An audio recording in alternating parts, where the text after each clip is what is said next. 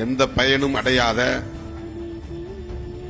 என்னை நெருங்கி பார்க்கவும் முடியாத என் உயிரின் உயிரான விடுதலை சிறுத்தைகள்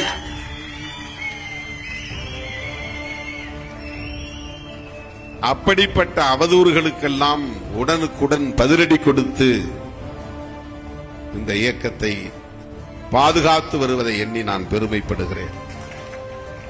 சாதாரண ஆட்கள் எவ்வளவு அருமையா எழுதுகிறார்கள் தெரியுமா? எவ்வளவு அருமையா வாதிடுகிறார்கள். எனக்கு அதில் பெருமை. இன்றைக்கு கருத்தியல் சார்ந்து ஒரு இயக்கம் வளர்ந்திருக்கிறது என்றால் அது விடுதலை சிறுத்தைகள் கட்சிதான் என்பதை உரத்து சொல்ல முடியும். எல்லா கட்சியிலிருந்தும் ஒவ்வொரு கட்சியிலிருந்தும் 10 பேர் வாங்க, இந்த தலைப்பில் வாதிடுவோம் என்று சொன்னால் அந்த வாதத்தில் சிறுத்தைகள் வெற்றி பெறுவார்கள்.